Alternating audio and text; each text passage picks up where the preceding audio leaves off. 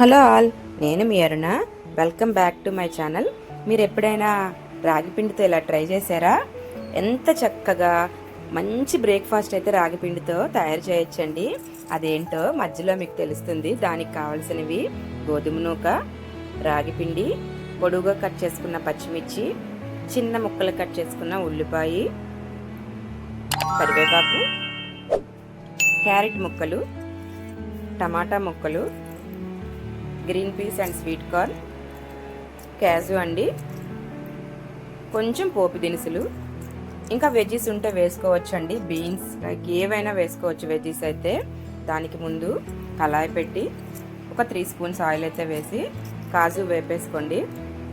ఎంత చక్కగా ఇలాంటి మంచి హెల్దీయెస్ట్ బ్రేక్ఫాస్ట్ మార్నింగ్ పెడితే ఆ రోజంతా చక్కగా గడుస్తుందండి.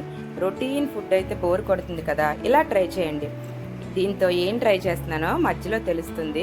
సరే, కాజు వేగిపోయిన తర్వాత పోపు దినుసులు, అల్లం ముక్కలు, పచ్చిమిర్చి, ఉల్లిపాయలు అన్నీ చక్కగా వేసేయాలండి.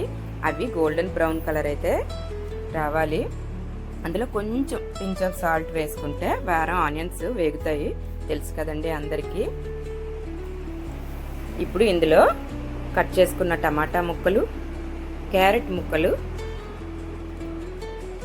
Green peas and sweet corn అన్నీ చక్కగా వేసేసి గోల్డెన్ బ్రౌన్ కలర్ వచ్చేటట్టు వేపుకోవాలండి.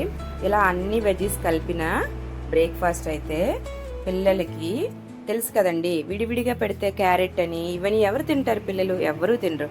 ఇలా మనం వాళ్ళకి కనిపించకుండా పెడితే చక్కగా తినేస్తారండి పిల్లలు. ఆరోగ్యానికి ఆరోగ్యం, బ్రేక్ఫాస్ట్కి బ్రేక్ఫాస్ట్ రెండు కలిపి అయిపోతాయండి. చూసారా ఎంత చక్కగా వేగాయో?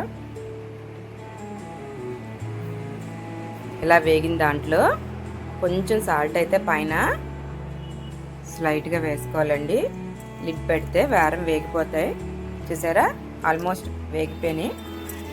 ఇప్పుడు ఇందులో చక్కగా మనం ముందు రెడీ చేసి పెట్టుకున్నాం కదండి గోధుమ నూక, అదైతే 1 కప్ అయితే వేసుకోవాలి. నేనైతే ఇది ముగ్గురికి సరిపోయే బ్రేక్ఫాస్ట్ అయితే తయారు చేస్తున్నాను.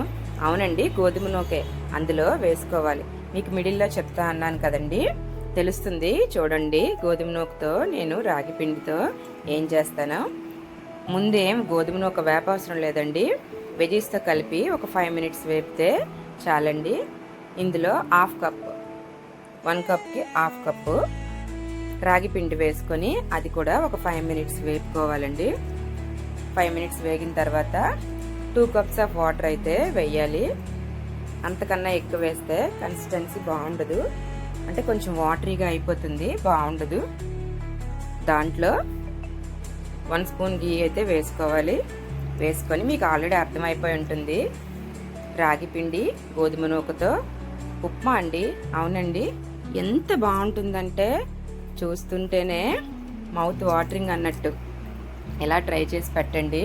వెరైటీ బ్రేక్ఫాస్ట్తో చాలా బాగుంటుందండి. చూసారా, యమ్మీ హెల్దీ బ్రేక్ఫాస్ట్ ఎంత బాగుందో.